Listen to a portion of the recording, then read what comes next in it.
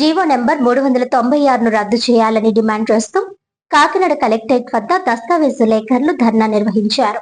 సోమవారం రిజిస్ట్రేషన్ కార్యాలయం వద్ద నుంచి ర్యాలీగా తరలి వెళ్లి కలెక్టరేట్ వద్ద నిరసన వ్యక్తం చేశారు. ఈ సందర్భంగా రాష్ట్ర steering committee chairman N Sitapatirao, దస్తావేజు లేఖర్లు సంఘం కాకినాడ అధ్యక్షుడు చోడపునేడి గోవిందరావు మాట్లాడుతూ ప్రభుత్వం ఆర్ఎస్కేలు ఏర్పాటు చేయడం వల్ల తమ జీవన భృతి కోల్పోతామని అన్నారు. కార్పొరేట్ సంస్థలకు, వ్యక్తులకు రిజిస్ట్రేషన్ సర్వేలపై పూర్తి అవగాహన ఉండదని చెప్పారు. రాష్ట్ర వ్యాప్తంగా 5 లక్షల మంది లేఖర్లు ఉన్నారని, కొత్త జీవో వల్ల ఎంతో ఇబ్బందులు పడతారని అన్నారు. ప్రభుత్వం తమ న్యాయమైన డిమాండ్ ను పరిగణలోనికి తీసుకుని జీవో నెంబర్ 396ను రద్దు చేయాలని విజ్ఞప్తి చేశారు.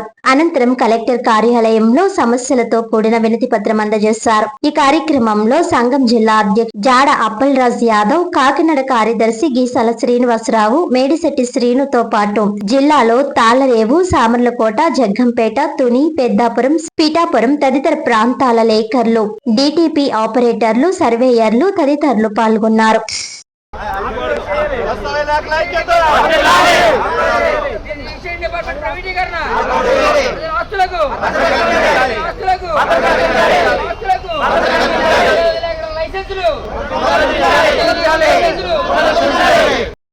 దస్తావేజు లేఖల ప్రెసిడెంట్ ఈరోజు జియో నెంబర్ 396 విషయమై మొత్తం కాకినాడ జిల్లా లేఖలు అందరం కలిపి కలెక్టర్ గారికి మెమోరాండం ఇవ్వడానికి వచ్చామండి.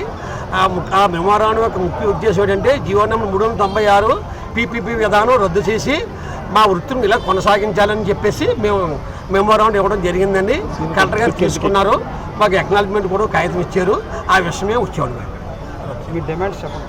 మా డిమాండ్స్ ఏమీ లేదండి. 396 అనే జీవోని రద్దు చేసి, పీపీపీ విధానం రద్దు చేసి, పూర్వం నుంచి ఎలా ఉందో ఈ డాక్యుమెంటేషన్ వ్యవస్థ అలాగే కంటిన్యూ చేయాలని చెప్పేసి మేము కాకినాడ జిల్లా లేఖల తరఫున, రాష్ట్ర సంఘం తరఫున కోరుకుంటాం.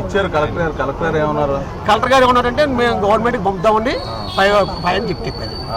ఆ జీవో వల్ల 396 అంటే అసలు మా లేఖ వ్యవస్థ మేము రాయాలో లేదో మాకే తెలియట్లేదు. అసలు అందులో అంతా ఎవరో పీపీపీ విధానం అంటే ఎవరికో కార్పొరేట్ వాళ్ళు ఎవరికి అమ్మేస్తారు, ఆ కార్పొరేట్ వాళ్ళు చేస్తారు అని చెప్పి అంటున్నారండి. కార్పొరేట్ ఎవరు చేస్తారు? మీరే డాక్యుమెంట్ రాస్తారు. మేము పీడీఏ విధానంలో పబ్లిక్ డేటా ఎంట్రీలో లేఖర్లే పబ్లిక్ సర్వీస్ చేస్తూ పబ్లిక్ డేటా ఎంట్రీ చేస్తున్నాం మేము. ఇప్పుడు ఆ విధానాన్ని ఒక ప్రైవేటు ఏజెన్సీకి అప్పచెప్తున్నారు. వాళ్ళు కక్షిదారులకు అదనంగా 2000 రూపాయలు ఛార్జ్ చేస్తారని ఆ జీవోలో ఉంది. అదనంగా పబ్లిక్కి భారముని మాకు పట్టుకొట్టడం అని ఈ విధానం వల్ల, అందుకు ఈ జీవో రద్దు చేసి యథాప్రకారంగా కంటిన్యూ చేయమని మా డిమాండ్స్. అంటే ఇప్పుడు మీరు కూడా తీసుకుంటారు డాక్యుమెంట్ రాయడానికి ఎంత అని చెప్పి మీరు తీసుకుంటాం. ఎంత పర్సెంటేజ్ ఎంత తీసుకుంటారు? పర్సెంటేజ్ కాదు, వారి డాక్యుమెంట్ రాసుకున్నవాడు 500 ఇస్తాడు, 1000 ఇచ్చేవాడు 1000 ఇస్తాడు, అంతే. అది డిమాండ్ ఏం లేదు. వారికి మాకు ఇంటిమేషన్ బట్టి ఇస్తారు అంతే. మేము సర్వీస్ ఛార్జ్ తీసుకుంటాం. ఏ కార్యక్రమాలు అయితే ప్రైవేట్ వాళ్ళు చేస్తారంటున్నారో అవన్నీ కూడా ఇప్పుడు మేము డాక్యుమెంట్ రైటర్స్కి మేము చేసేస్తున్నాం. కొత్తగా వాళ్ళు ఇచ్చి సర్వీస్ ఏం లేదు. వాళ్ళు కనీసం దాంట్లో కొత్త సర్వీస్ మెన్షన్ చేయలేదు. అందులో పెట్టి సర్వీస్ అన్నీ కూడా మేము పూర్తి చేస్తున్నాం.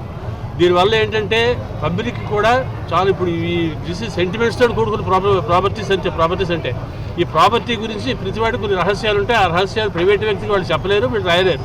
ఫిల్తీ బ్లాంక్స్ ఏం కాదు ఇది. రిజర్వేషన్ భారం పూర్తి చేయడానికి ఫారం చేయడానికి అది ఎంత చాలా అనుభవం ఉండాలి, చాలా చేయాలి, చాలా ఉన్నాయి.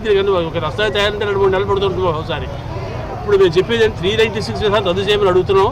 దానివల్ల రద్దు చేసేందువల్ల ప్రభుత్వానికి నష్టం లేదు, లాభం లేదు.